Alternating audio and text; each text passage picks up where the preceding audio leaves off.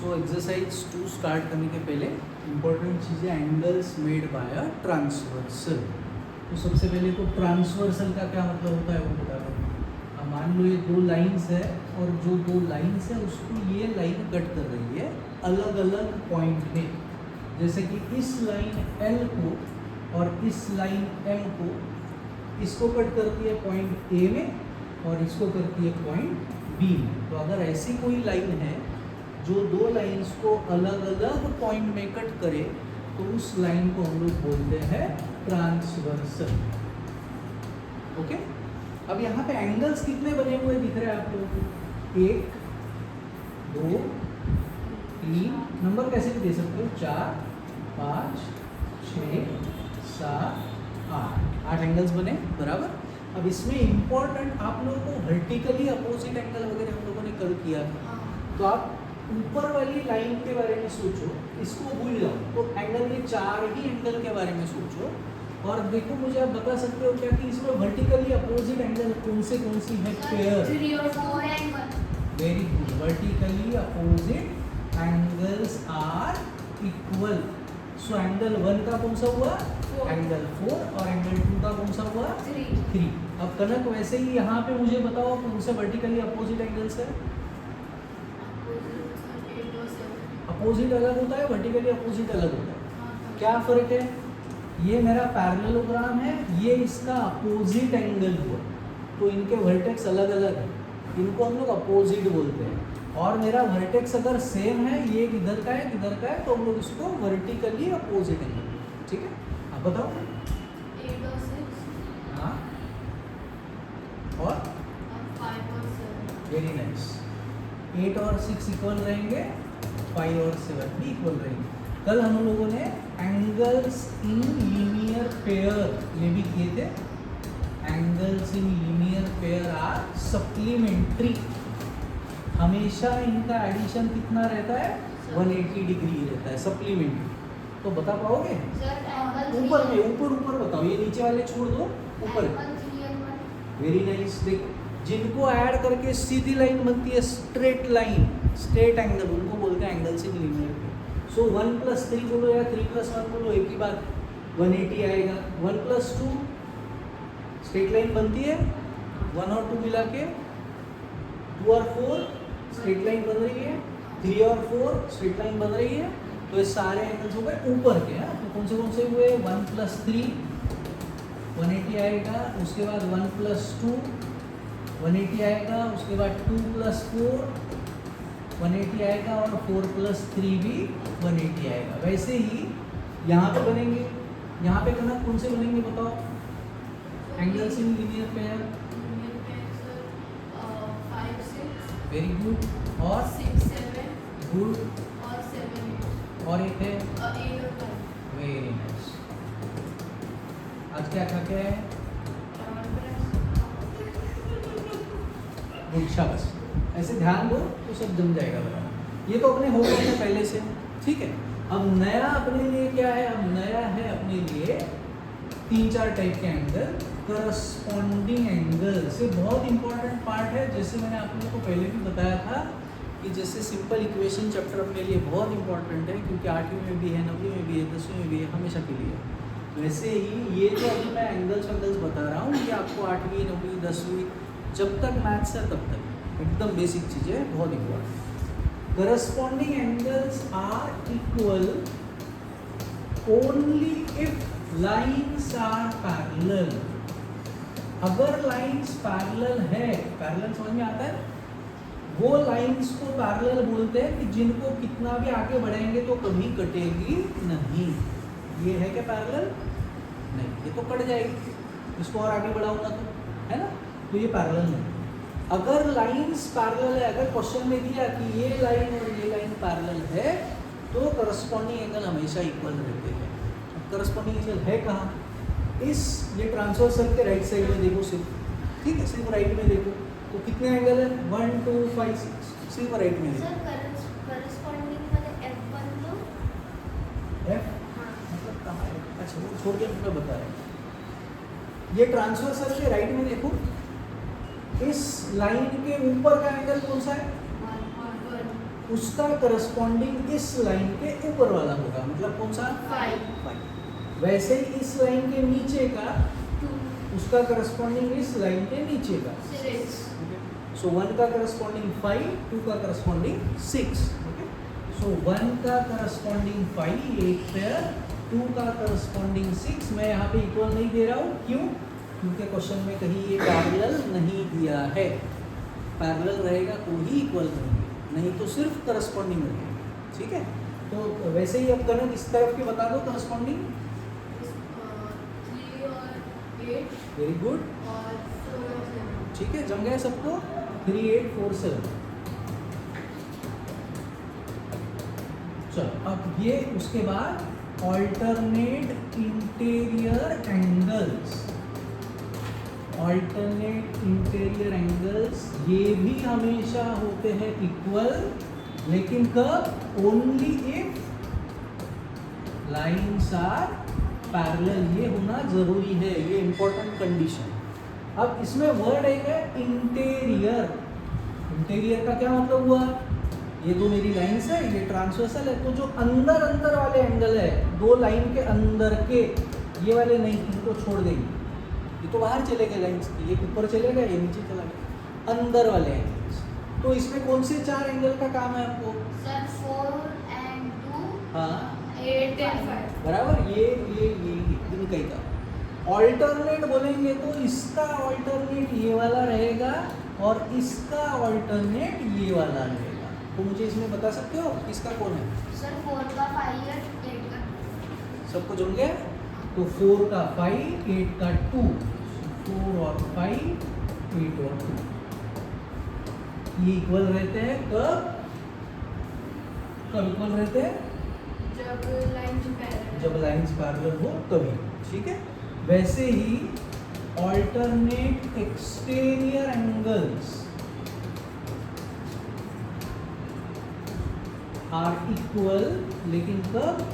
If lines are parallel. अब क्या फर्क होगा?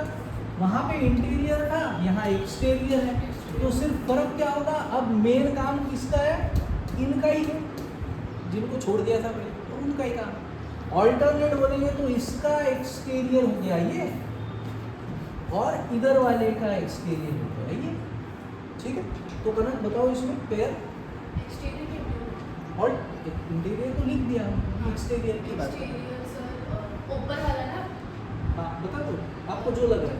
हाँ, तो 3 का 4 होएगा, सॉरी 3 का 2 होएगा और 1 का 4 होएगा। सर मैं बताऊँ? ये इसने अभी जो बताया आराध्य, वो कौन से एंगल बताए? 3 का 2, ये कौन से टाइप का एंगल है? अपोजिट वाले। अपोजिट है, इसको कौन से एंगल बोलते हैं? 3 का 2। मैंने थोड़ी देर पहले आपको डिफरेंस बताया कि अपोजिट क्या होता है और वर्टिकली अपोजिट क्या होता है।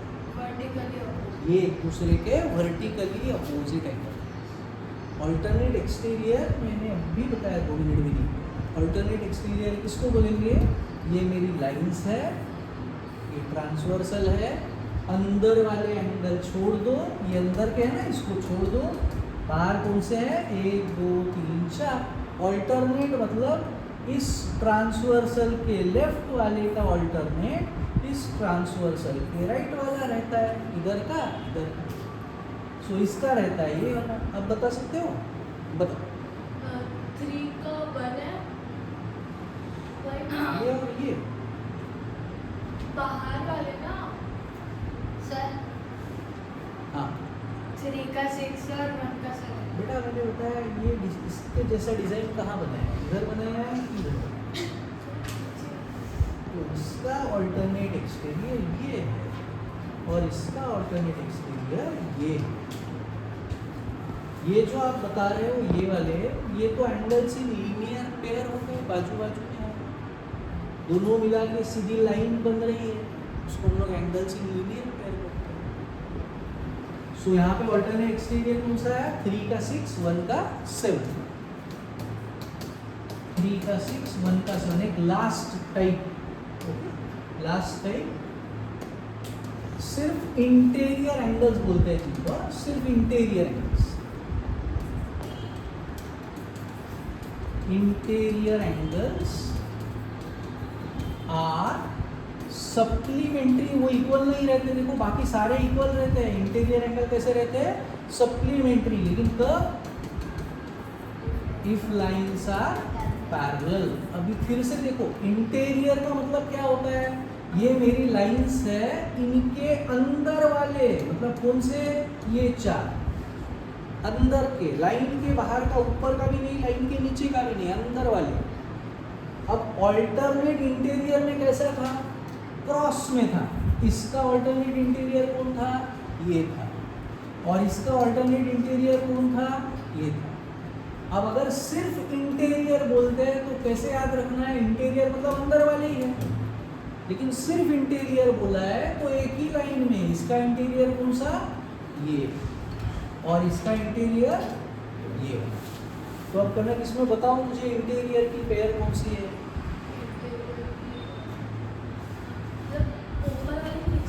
मुझे नहीं पता, मैंने जितना एक्सप्लेन कर सकता था मैंने सब कर दिया। आपको प्रॉब्लम क्या है पता है, आप ध्यान नहीं देते हो, थोड़ा सा इधर उधर कंसंट्रेशन करता है, थोड़ा ध्यान दिए। आपको जैसे लगता है वो बताओ। 3 का 8 4 हो सकता है, 3 का 4 आराध्य 4 का 8 2 का 5। बराबर पता है इसमें, यस सर। ठीक। देखो बेटा, मैंने इंटीरियर कौन से बोले आपको, इंटीरियर का मतलब क्या हुआ, लाइन के बाहर वाला रहेगा कि लाइन के अंदर वाला रहेगा, इंटीरियर बोलेंगे उसको। आपके घर के अंदर कोई है तो उसको आप इंटीरियर बोलते हो कि एक्सटीरियर, तो ये लाइन के बाहर है तो उसको इंटीरियर बोलेंगे, कि लाइंस के अंदर है उसको इंटीरियर बोलेंगे, लाइन के जो अंदर है उसको इंटीरियर बोलेंगे ना। और जो लाइन के बाहर है उसको एक्सटीरियर हाँ, मैंने वही सवाल पूछा था कि इंटीरियर किसको बोलेंगे, ठीक है। सो जो अंदर वाले हैं वो इंटीरियर, ठीक है। तो इंटीरियर बोलेंगे तो ये 4 में से ही आंसर आएगा अपना। आप ये वाला और ये वाला मुझे बता रहे थे इंटीरियर, ठीक है। सो इंटीरियर मतलब अंदर का। अब अगर ऑल्टरनेट इंटीरियर बोला तो अंदर के ही है लेकिन क्रॉस वाले हैं, इसका ये और ये इसका ये हुआ ऑल्टरनेट इंटीरियर। और अगर सिर्फ इंटीरियर बोला, ऑल्टरनेट नहीं बोला, तो सीधी लाइन, इसका ये हो गया और इसका ये हो गया, ठीक है। देखो ये आएगा बेटा तो ही ये एक्सरसाइज और ये चैप्टर आएगा।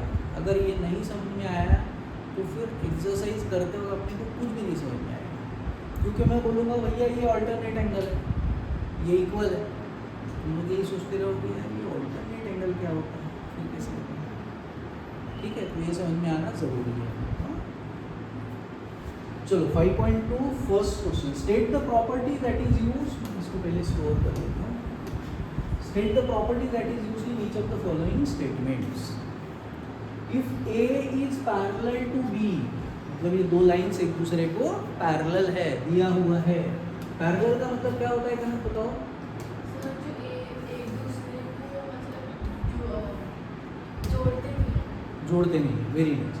कभी भी एक दूसरे को कितना भी बढ़ाओ कटेगी नहीं, है ना, उसको पैरेलल। सो अगर बोला है ए और बी पैरेलल है तो 1 इज इक्वल टू 5 है।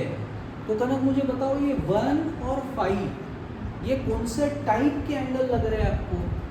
मैं यहाँ पे नाम लिख देता हूँ, कौन से टाइप हम लोगों ने किए, सारे नाम लिखता हूँ, फिर आप करस्पॉन्डिंग है। एक है ऑल्टरनेट इंटीरियर,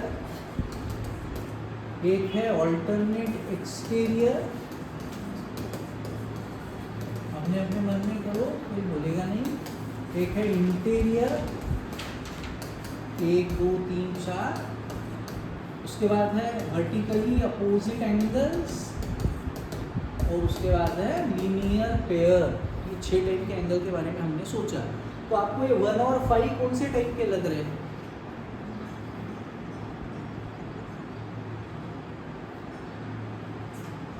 कौन से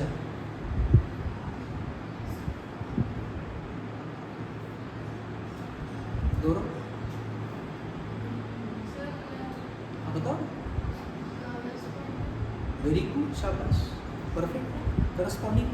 बाकी दोनों कोई नहीं है। एक काम करते हैं, मैं ये नहीं पढ़ाता हूँ आज, पहले मैं इसको ही आपको क्वेश्चन देता हूँ, मतलब क्या कि जो अभी मैंने ये करके दिया आपको, फिर मैंने ये लिख के दिया vertically opposite angle, angles in linear pair, corresponding angle, alternate interior, alternate exterior, interior angles लिख के दिए, पेयर्स, ठीक है।